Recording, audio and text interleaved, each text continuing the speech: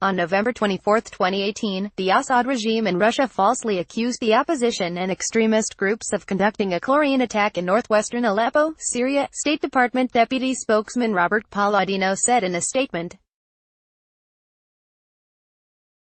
The United States strongly refutes this narrative and has credible information that pro-regime forces likely used tear gas against civilians in Aleppo on November 24, a spokesman for the UK Foreign Office echoed the US denunciation. "We have seen nothing to support the claims made by Russia in Syria," the unnamed spokesperson said in a statement.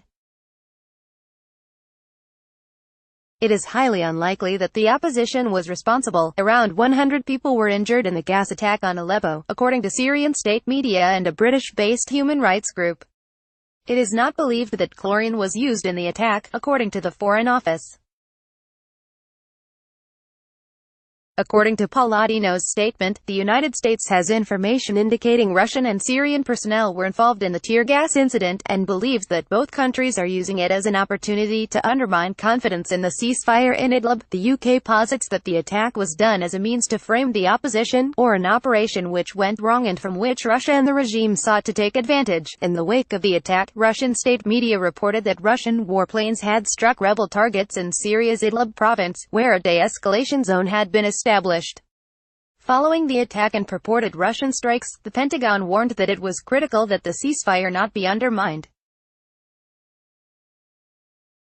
"We continue to engage the Russian government and military at senior levels to make clear that an offensive in Idlib would represent a reckless escalation of the conflict and would put millions of civilians in grave danger," Pentagon spokesman CDR Sean Robertson said last week.